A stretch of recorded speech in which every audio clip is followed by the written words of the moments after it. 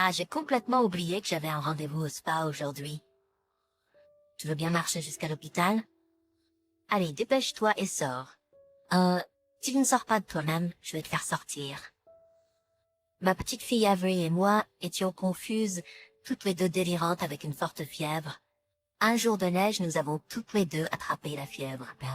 Nous étions dans la voiture, conduite à la clinique par ma belle-fille Riley, après l'avoir suppliée.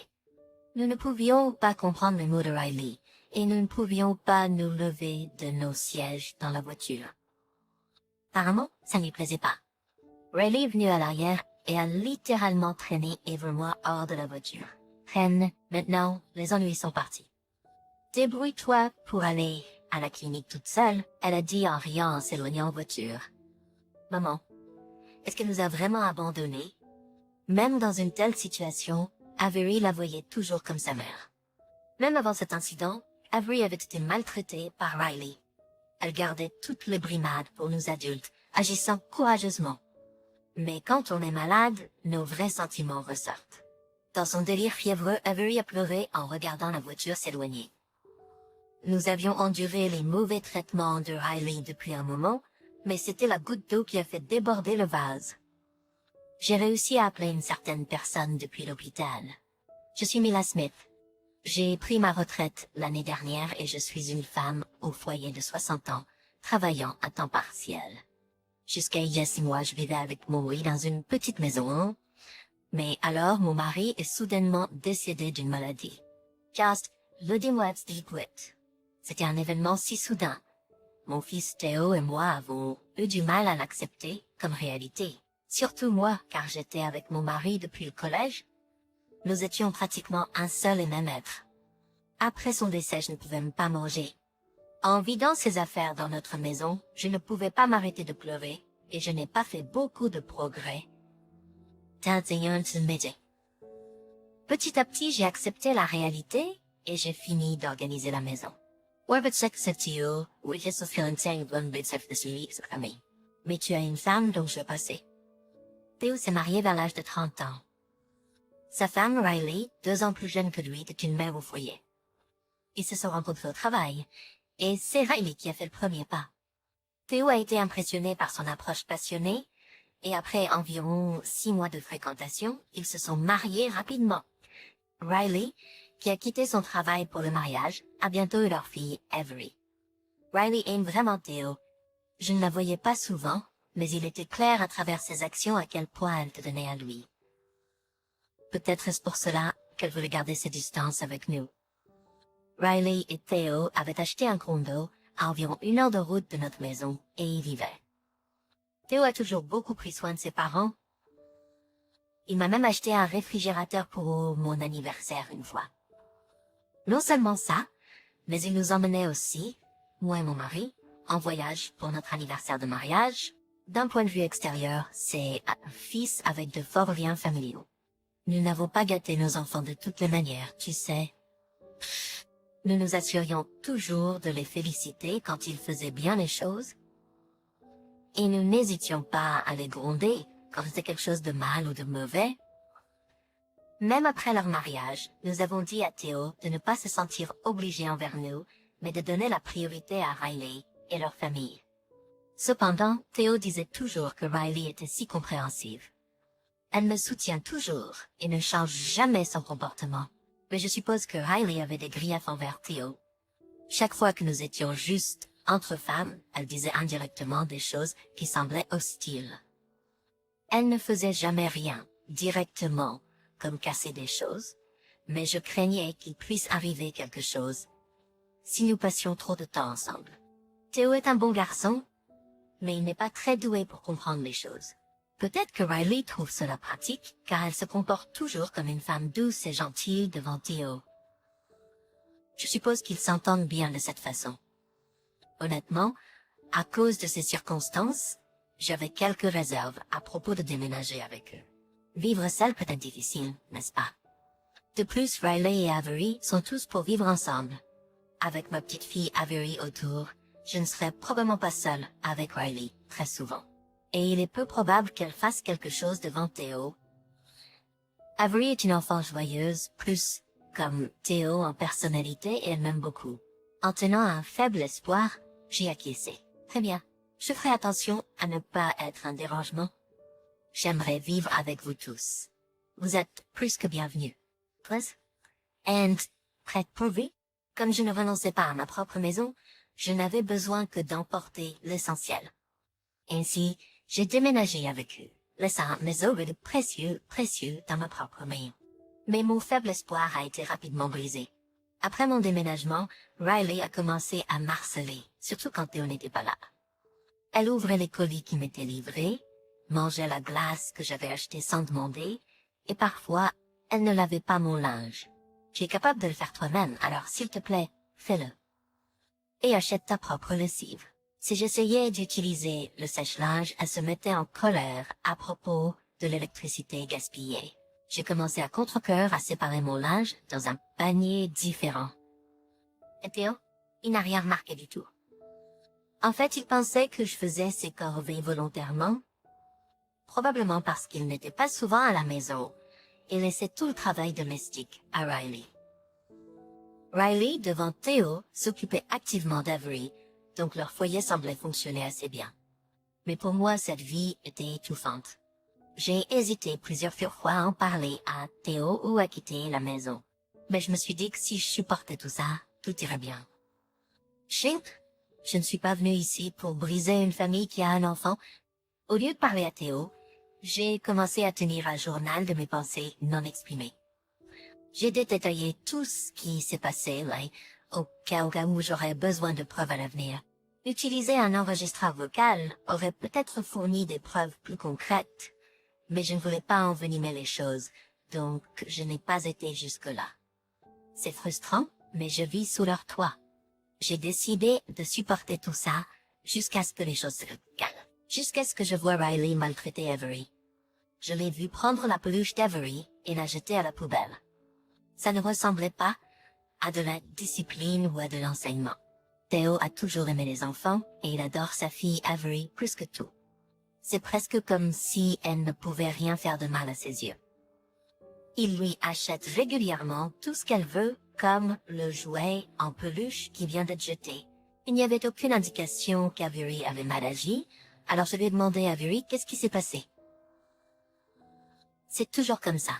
Toujours? Quand papa est là, rien ne se passe. Mais quand il n'est pas là, elle devient comme un monstre. C'est effrayant. À ce point-là? Parfois, il n'y a pas de nourriture, et elle déchire les vêtements que papa m'a achetés, en disant que c'est parce que je suis un enfant méchant. On dirait que Riley est aussi jalouse d'Avery. C'est évident pour moi à quel point Théo chérit Riley aime ça.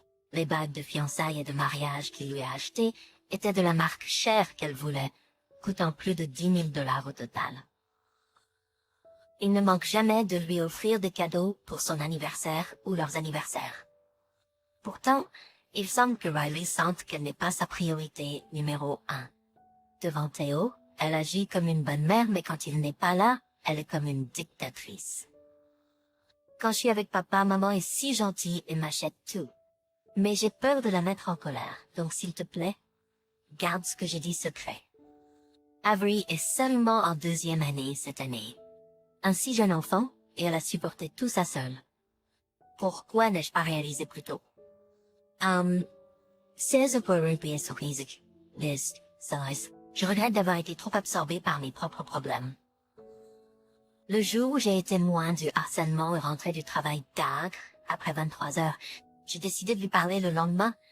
Mais malheureusement, il a dû partir en voyage d'affaires d'urgence. Il y avait un gros problème, il n'avait pas le temps pour une conversation. Pendant que Théo était absent, Riley invitait des amis chez nous presque tous les jours. Qui se ressemblent, s'assemblent, je suppose. Ses amis ne semblaient pas trouver quoi que ce soit d'étrange dans le comportement de Riley. Elle faisait ce qu'elle voulait, organisant des fêtes et des rassemblements sans se soucier des autres. Des fêtes sont organisées à la maison tous les jours. Pendant ce temps, ni Avery ni moi n'avions de repas préparés pour nous, et le harcèlement à mon égard s'intensifiait. Je voulais appeler Théo à propos d'Avery, mais je devais attendre le bon moment. Cependant, Riley semblait sentir mes intentions et m'a supplié de ne pas en parler à Théo car cela ne ferait qu'aggraver ma situation. Riley a pris mon smartphone et celui d'Avery et je ne pouvais pas trouver où elle les avait cachés donc je ne pouvais pas les récupérer. Il y a un téléphone fixe dans ma propre maison, mais je ne connais pas le numéro de portable de Théo. De plus, Riley passe beaucoup de temps à la maison et j'ai l'impression d'être constamment surveillée. S'échapper n'est pas facile et cela ne résoudrait rien si je partais sans Avery. Et ben, ça le Riley. Renaud commence à être anxieuse. En ce moment, Riley nous néglige. J'utilise mon propre argent pour acheter de la nourriture et cuisiner pour Avery. Je suis également responsable de toute notre lessive et je marche même avec Avery pour ses activités extrascolaires. Je m'occupe de tout, de sortir les poubelles au nettoyage. Cependant, avec Riley qui organise des fêtes tous les jours, si je manque ne serait-ce qu'un jour de nettoyage, la maison commence à sentir mauvais. Avery, avec ses problèmes bronchiques chroniques, a besoin de visites régulières dans un grand hôpital. Parfois, elle a besoin de tests, comme des radiographies ou des analyses de sang, ce qui signifie de longues heures à l'hôpital. Je suis celle qui l'accompagne et qui écoute les médecins. « Grand-mère, tu te pousses trop fort ?» Avery a demandé avec inquiétude. « Je vais bien, ma chérie. »« Grand-mère est là pour s'occuper de toi, je l'ai rassurée. »« Ouais, j'aimerais juste que papa rentre bientôt, » a dit Avery les larmes aux yeux. En la voyant comme ça, j'ai ressenti un besoin urgent de résoudre cette situation. Cela ne fait que 2 mois que j'ai déménagé. J'ai quitté mon travail à temps partiel quand j'ai déménagé, et je ne fais partie d'aucun groupe communautaire, comme un centre pour personnes âgées. Avec mon smartphone confisqué, je n'ai aucun moyen de contacter qui que ce soit. En ce moment, ni personne à qui parler de Mida. Je ne sais même pas combien de temps durera le voyage d'affaires de Théo.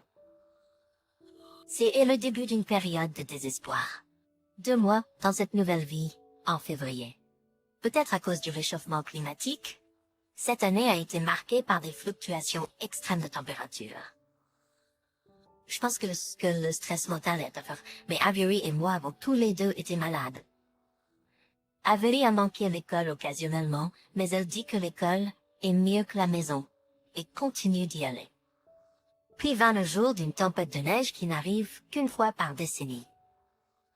Se sentant mal depuis la veille, je me suis réveillée avec une fièvre de 102 degrés Fahrenheit. Ce n'était pas seulement moi. Avery semblait aussi avoir de la fièvre et avait du mal à se lever. Nous n'avons pas de médicaments pour la fièvre ou la douleur à la maison. Il pourrait s'agir d'une épidémie saisonnière. Et j'ai entendu dire qu'il est risqué d'utiliser des médicaments en vente libre pour la fièvre, dans de tels cas. Dans des cas comme celui-ci, nous devons consulter un pédiatre ou un médecin généraliste. Riley est au courant de nos problèmes de santé, mais n'a pris aucune mesure. Je ne m'attends pas à ce qu'elle fasse quelque chose cette fois non plus. L'hôpital le plus proche est à environ 10 minutes à pied. Bien qu'Avery ne soit qu'en 2e année, elle est plus grande que ses camarades. Et j'ai plus de 60 ans maintenant. Même si je n'ai jamais été gravement blessée, c'est physiquement éprouvant. Si seulement je n'avais pas de fièvre. Mais souhaiter ne change pas la réalité. J'ai réussi à convaincre Riley de me laisser utiliser le téléphone fixe pour un taxi. Cependant, en raison de la forte neige, tous les taxis étaient indisponibles et nous avons été refusés. Comment j'avais Avery à l'hôpital? J'avais pas d'autre choix excédent de Riley. Après mûre réflexion, j'ai décidé d'aller avec ce plan. S'il te plaît, Riley, peux-tu nous conduire à l'hôpital? Je lui ai supplié. Elle réfléchit à dire. D'accord, je le ferai.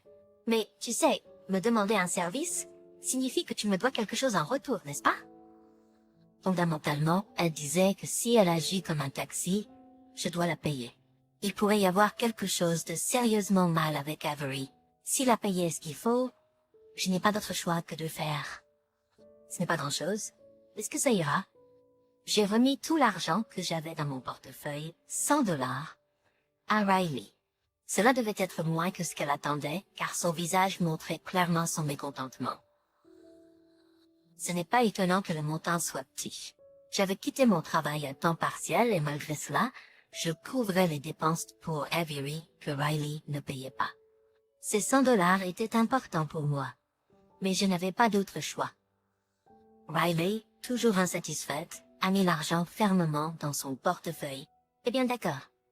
Dépêche-toi de te préparer, a-t-elle dit, acceptant à contre-cœur de nous emmener. J'étais inquiète que son humeur change à tout moment. J'ai rapidement préparé Avery, qui était très faible, et nous sommes montés dans la voiture. À cause de la presse, j'étais un lendemain. Riley fixait son téléphone tout le temps où nous nous préparions. Alors que nous nous lancions dans la neige blanche éblouissante, je pouvais sentir la tension dans sa conduite agressive. À mi-chemin de l'hôpital, la voiture s'est brusquement arrêtée. Qu'est-ce qui ne va pas? Est-ce que quelque chose s'est cassé? J'ai demandé. Je viens de me rappeler, j'ai un rendez-vous au spa, aujourd'hui. Tu peux marcher le reste du chemin jusqu'à l'hôpital, s'il te plaît? Allez, sors vite. Si tu ne sors pas toi-même, je vais te faire sortir. Avery et moi, tous les deux l'Iran avec une forte fièvre, étions confus. Nous ne pouvions pas comprendre ce que Riley disait. Ah pardon, ça lui plaisait pas. Riley est venu à l'arrière et nous a littéralement traînés hors de la voiture. Maintenant, les ennuis sont partis. Débrouille-toi pour arriver à l'hôpital. Elle a dit en riant en s'éloignant en voiture. Maman, est-ce qu'elle nous a vraiment abandonnés?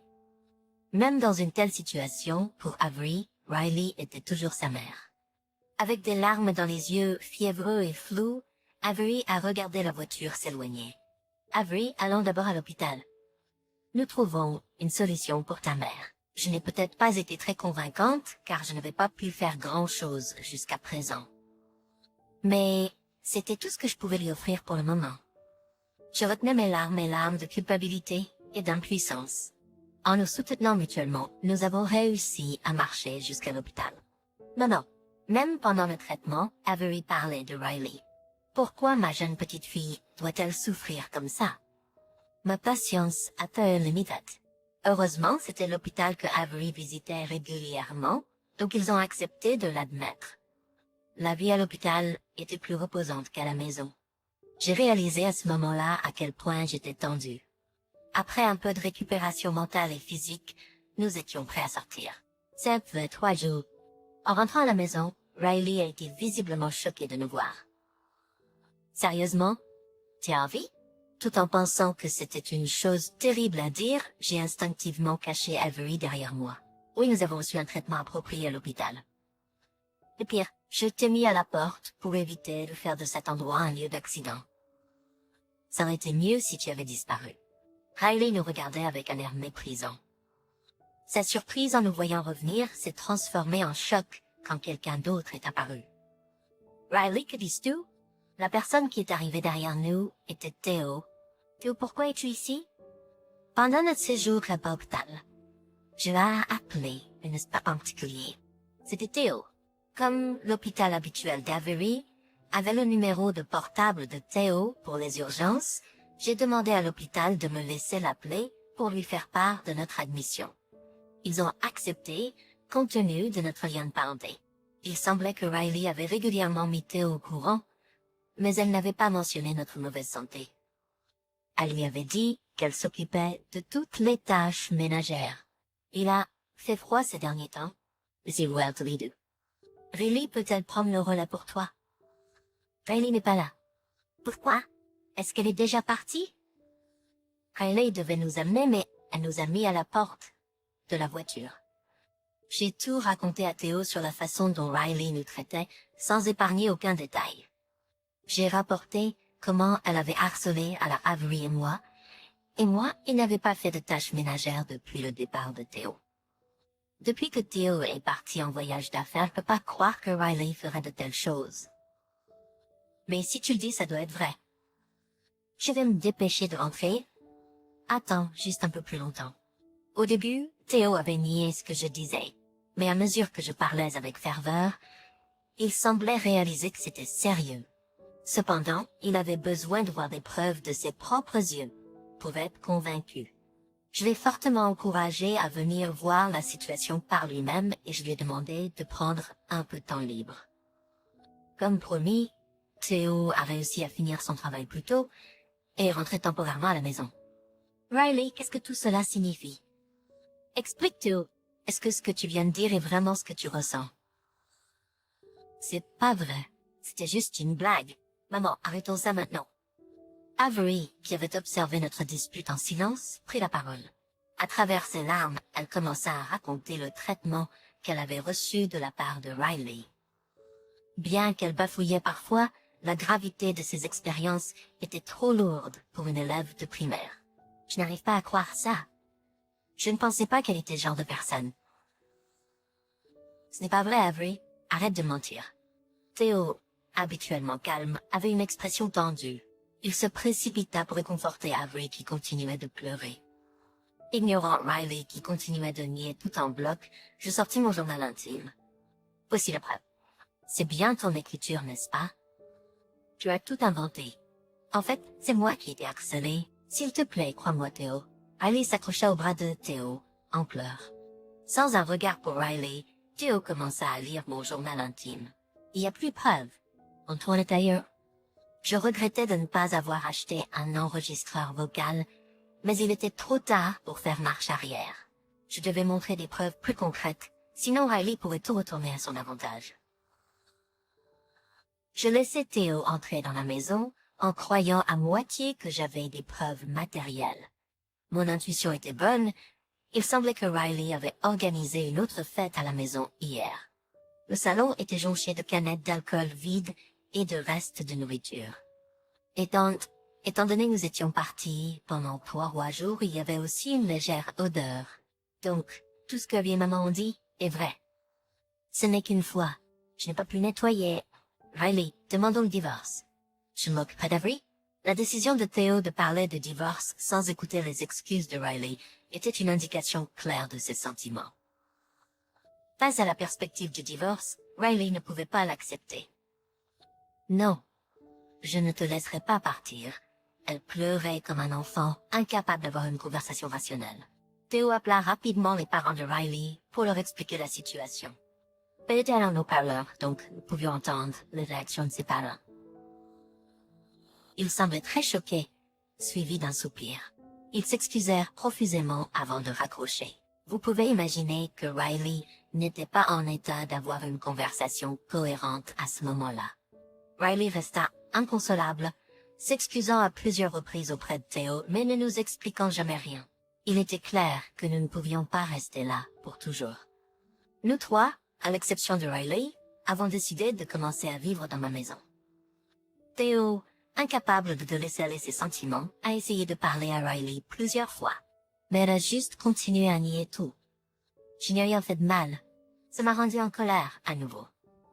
Elle n'était pas toujours méchante. J'aurais réfléchi à nouveau si elle avait changé d'attitude, mais sans changement dans son comportement, Theo a décidé de poursuivre le divorce. Le divorce a été finalisé par des avocats car une conversation avec Riley était impossible. Avery a initialement résisté à l'idée. Bon, et si pitoyable. Paul a guetté avec elle. Malgré le harcèlement qu'elle a subi, probablement parce que Riley se comportait bien en présence de Theo, ce petit peu de douceur était difficile à oublier. D'une certaine manière, peut-être que Riley était aussi pitoyable, sa vie changeant radicalement après avoir rencontré Theo. En entendant les paroles d'Avery, j'ai ressenti de la compassion pour Riley pour la première fois, au-delà de la colère. Mais Theo et moi avons toujours montré de l'amour à Avery. Vivre sans crainte du regard des autres est sûrement plus paisible pour Avery. En s'adaptant à la vie dans notre maison et en se sentant en sécurité loin de sa mère, Avery a progressivement décidé de s'éloigner de Riley. Theo aurait pu demander une pension alimentaire et une pension, mais a choisi de ne pas le faire, incapable de couper complètement les liens. Étant donné que Riley était une femme au foyer sans économie ni revenus, il n'y a eu aucune demande financière et le divorce était basé uniquement sur d'autres motifs. Les parents de Riley, ayant reçu la nouvelle de Theo, sont venus de leur maison à la campagne éloignée, ce qui a pris du temps en raison de la distance. Après que le divorce ait été finalisé, Riley a été ramenée par ses parents pour être prise en charge chez eux. Ils sont venus directement nous présenter leurs excuses pour les problèmes causés, en particulier à moi. Ah, ils ont offert de l'argent en guise de réparation. Selon les parents de Riley, elle semblait avoir fait une dépression nerveuse après s'être séparée de Theo. Depuis ses années d'études, elle avait tendance à s'impliquer profondément dans ses relations. Il y a eu plusieurs cas où elle a causé des problèmes ou harcelé ses partenaires. Chaque rupture l'a plongée dans une profonde dépression et elle s'est souvent confinée chez elle. En vieillissant et en ayant une vie en dehors des relations personnelles plus épanouissantes, elle semblait s'être stabilisée mentalement. C'est à ce moment-là qu'elle a rencontré Theo et est tombée amoureuse. Theo, étant de nature gentille, a toujours essayé de la rassurer. Cependant, elle était mécontente de sa gentillesse envers les autres. Tous ces facteurs ont abouti à la situation actuelle. Avec l'aide de ses parents, elle a commencé à consulter un psychiatre. Mais elle a du mal à se rétablir, restant principalement dans sa chambre. L'hospitalisation a été envisagée, mais pour l'instant, elle est étroitement surveillée à la maison. Toutes les informations de contact de Theo ont été supprimées sur les conseils du médecin. Et Theo a également supprimé les siennes, ce qui signifie qu'ils ne seront plus en contact. J'ai refusé d'accepter l'argent de réparation, leur demandant de l'utiliser pour le traitement de Riley à la place. Theo semblait ne pas être au courant de l'état actuel de Riley. Nous, en tant que parents, avons débattu de la question de savoir s'il fallait l'informer. Mais Theo et Avery pourraient ne pas vouloir être rappelés de cela. Surtout pour Avery, qui pourrait se blâmer en disant « si seulement je n'étais pas là ». Les cicatrices que Riley lui avait infligées pendant son enfance étaient encore profondes. Nous avons décidé de le garder entre nous, les parents. Vivre avec Theo et Avery a commencé et c'est pas tout un fardeau. Je suis désolée qu'Avery ait dû changer d'école, mais elle dit que cela ne la dérange pas. Theo essaie de finir son travail tôt et de rentrer à la maison. Je n'ai pas repris mon travail à temps partiel, mais j'ai rejoint un club d'exercice local pour les personnes âgées. Cet incident m'a fait réaliser l'importance de s'engager avec la communauté, et j'ai fait la connaissance de personnes dans le quartier. Maintenant, je vis des jours modestes mais heureux avec mon fils bien-aimé et ma petite fille.